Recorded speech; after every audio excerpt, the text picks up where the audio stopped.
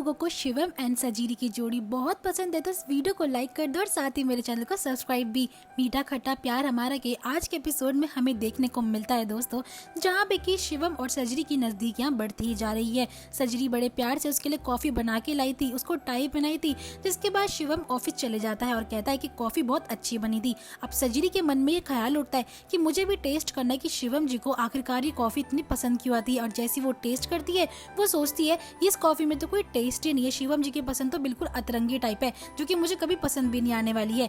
अब दोस्तों आगे दिखाया जाता है सजरी के रूम में बड़ा खतरनाक सा बड़ा सा कीड़ा आता है, जिससे कि सजरी जो है काफी डर जाती है, काफी कोशिशें करती है कि वो कीड़े को भगा पाए। और वहीं दूसरी ओर नलिनी भी जो होती है वो उर्मिला के कमरे की सफाई करवा रही होती है और वहाँ पे जैसे ही वो नौकर झाड़ू मारता है इतने में वहाँ से वो स्प्रे निकलता है, जिसकी वजह से उर्मिला उर्फ अजी की आंखें वापस चली गई थी। इसके बाद जैसी नलिनी कहती है कि इस मनुष्य स्प्रे को तुम फेंक डालो, लेकिन तभी वहाँ रूम में सजीरी आती है और नलिनी से कहती कि माँ जी मुझे ये स्प्रे चाहिए, मेरे कमरे में एक बहुत बड़ा कीड़ा आ गया, उसे भगाने के लिए मुझे मॉस्किटो स्प्रे चाहिए। नलिनी कहती है ठीक है, लेकिन अपना ध्यान रखियो और वैसे भी आजी की आंखों के सामने ये स्प्रे आना भी नहीं चाहिए। फिर नलिनी कहती है आएगा भी कैसे, अब तो वो देख ही नहीं सकती। अब सजीरी जो होती है वो स्प्रे को लेके जाती है अपने रूम में और उस बड़े से खतरनाक कीड़े पे मारने लग जाती है। इतने वो देखती कि उस कीड़े पे उस स्प्रे का कोई असर नहीं होता, तो उसके मन में डाउट होता है कि आखिरकार ये स्प्रे है या सिर्फ पानी है। अब इसको वो जला के चेक करती है, क्योंकि अगर ये मॉस्किटो स्प्रे होगा तो ऑब्वियस सी बात है आंख पकड़ते आंख को कैच कर लेगा, लेकिन ऐसा कुछ भी नहीं होता।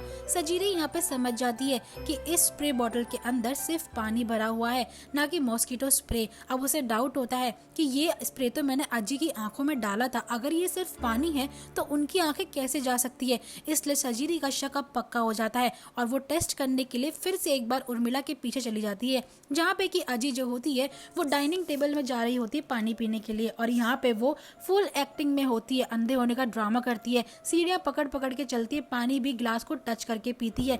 इतने में ही सजीरी नोटिस करती है चुपके से आजी की हर एक हरकतों को। उर्मिला भी मनी मन ये सोचती है कि इस सजीरी को इस घर से निकालने के चक्कर में मुझे कितना कुछ सहन करना पड़ रहा है। अब यहाँ पे शिवम आता है और जैसे ही सजीरी के हाथों से वाज गिरने वाला होता है वो उसे बचा लेता है और यहाँ पे वो अजी को कहता है अजी आप ठीक तो है ना, और सजरी को डांटता है कि तुम्हारा ध्यान आखिरकार रहता कहाँ पे, दिन भर का कैट वॉक करती रहती हो, इतना एक्सपेंसिव वास अगर गिर जाता तो फिर हमारे को बड़ी मुसीबतें आती। और यहाँ पे उर्मिला जो होती है वो सजरी को ताना मारते हुए कहती है कि शिवम अंधी मैं हुई हूँ लेकिन आंखें लगता है इसकी चली गई है, कोई बात नहीं तुम इसे डांटो मत, वैसे भी सजरी को क्या पता कि महंगी चीजों का मोल होता ही क्या है। अब जैसे उर्मिला ये सब बोल के वहां से जाती है तभी यहाँ पे शिवम सजरी से कहता है ये तुम क्या कर रही थी, तुम्हें तो आजी का दिल जीतना है ना, तो अगर ऐसा करती रहोगी और अगर ये वास तोड़ देती तो उनका दिल तुम और भी ज्यादा तोड़ती। अब यहाँ पे सजीरी कहती है अगर आपने मुझे डांट लिया तो आप मुझे ये बताओगे कि आपकी जापानीज लोगों के साथ जो मीटिंग थी वो कैसी गई। शिवम कहता है वो पोस्टपोन हो गई थी इसलिए मैं फटाफट से घर पे आ गया।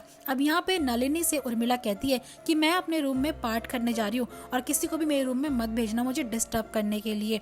और वहीं दूसरी ओर सजीरी जो होती है वो भगवान के आगे प्रार्थना करती है कि मैं ऐसा क्या करूँ कि अजी का पूरा सच्चाई सभी लोगों के सामने ला सकूं। अब वहाँ उसे भगवान का इशारा मिल जाता है और सजरी अपने प्लानिंग में लग जाती है।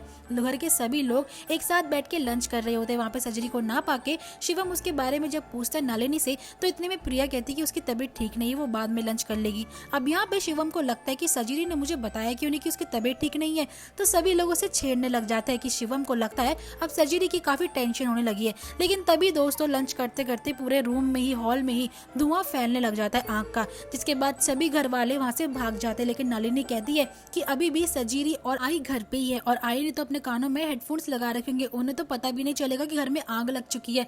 लोग सोचते हैं कि आखिरकार ये आग लगाई तो लगाई किसने। शिवम घर के गैस चेक करता है, बिजली की जगह चेक करता है, लेकिन कहीं भी उसे आग का कोई सबूत नहीं मिलता, लेकिन तब भी फायर अलार्म जल रहा होता है। अब यहाँ पे शिवम कहता है अपनी माँ से कि मैं दोनों को लेकर आता हूँ। नलिनी भी कहती है कि शिवम तू बस अपना ध्यान रखियो। अब यहाँ पे दोस्तों सजीरी जो होती है वो चाकू लेके खड़ी होती है उर्मिला के कमरे के बाहर और वो कहती है कि मुझे माफ कर देना आजी, लेकिन ये करना बहुत जरूरी है। अब आजी जो बड़े मस्त से भजन सुन रही होती है, जैसी वो सजीरी की परछाई देखती है तो एकदम से खड़े होकर भागने लग जाती है और सजीरी से कहती है कि मुझसे दूर हो जा, मुझे मारने की कोशिश मत करो।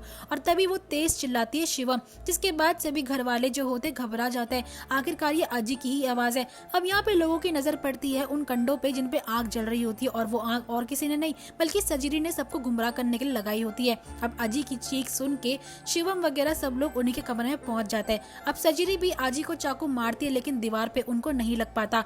जैसे शिवम को देखती है उर्मिला भागी भागी उसका हाथ पकड़ते हुए कहती है कि ये मुझे मारने की कोशिश कर रही है। और यहाँ पे शिवम जो होता है उसको बहुत सुनाता और कहता है कि आग भी लगता है तुमने लगाई थी, आखिरकार तुमने ये सब क्यों करा, तुम क्या आजी की जान लेना चाहती हो। तो यहाँ पे सर्जरी सभी आके बोल देती है कि आप लोगों ने क्या देखा नहीं कि आजी को दिख सकता है, मैंने तो उन्हें कुछ बोला भी नहीं था, ना मैंने चाकू उनको मारा, लेकिन वो डर के मारे इतनी डर गई उन्हें पता कैसे चला कि मैं चाकू मारने वाली थी। और शिवम जी जैसी आप आए तो वो आपके पास कैसे पहुंच गई। दोस्तों यहाँ पे सभी के आगे उर्मिला का भांडा फूट चुका था। अब उर्मिला ढोंग करती है और भगवान के आगे जाके प्रार्थना करती है कि भगवान मैं जानती हूँ कि मेरे घर वाले इस टाइम मुझे गलत समझ रहे होंगे। अब यहाँ पे शिवम आजी से सवाल पूछता है कि आखिरकार आपने ऐसा क्यों करा, मुझे जवाब चाहिए। उर्मिला बड़ी चालाकी से जवाब देती है कि मेरी आंखें से सुबह ही धुंधला धुंधला दिखने लग गया था, जिसके कारण मुझे लगा कि मैं सबको खुशी से बता पाऊंगी, लेकिन सबको इस बात की टेंशन नहीं आखिरकार सर्जरी ने मुझ पर जानलेवा हमला क्यों करा, सबको इस बात की खुशी भी नहीं कि मेरी आंखें वापस आ गई है। अब यहाँ पे सर्जरी कहती है आजी मेरे को माफ करिए, पर ये मैंने जानबूझ के करा ताकि मैं आपका राज का पर्दा फाश कर सकूं और मेरी वजह से आपकी आंखें नहीं गई थी।